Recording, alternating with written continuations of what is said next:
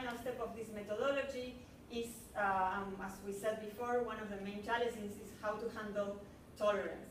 So we have three different strategies how to handle tolerance.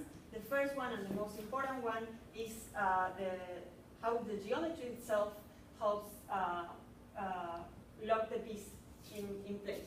As you could see in the video, the slight position of the piece, the geometry itself is guiding the piece to lock in place. So that was a very low-tech solution. A second strategy is defining good materials. So we decide that foam will help. It's very useful because it's rigid and at the same time flexible.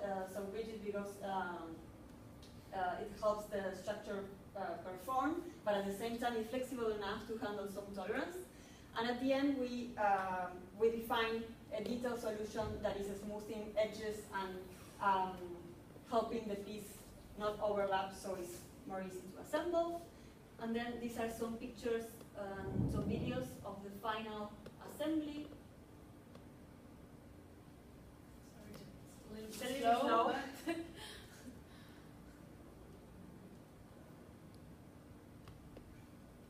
So as you can see at the beginning, the piece is flat, and as it evolves, it gets the isocurve of the shape, and then it builds it. The toolpath is actually the geometry of the shape, and you can build it ring by ring, while all the rings are supported, while assembling the rings are supported in compression, and at the end they are being tied with some kind of ring to make tension to the whole structure.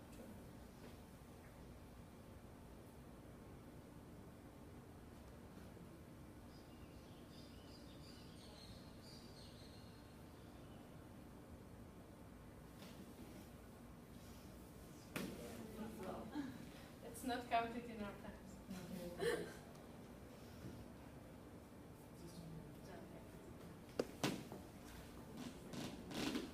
So to conclude,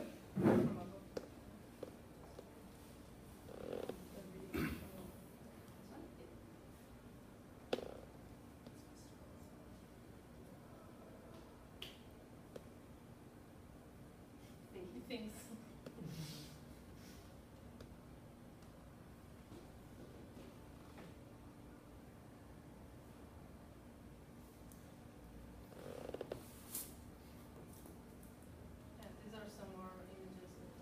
so to sum up, so what we understand the contributions, we outline a design to assembly methodology for complex structures that relies on geometry, incorporating the robot from the early stages of the process, and then we implemented a method to match geometry and the robot's toolpath to assemble this complex structure.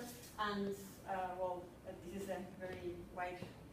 But we hopefully demonstrated that assembling complex structures can be as easy as designing these structures on the computer. Just a final note.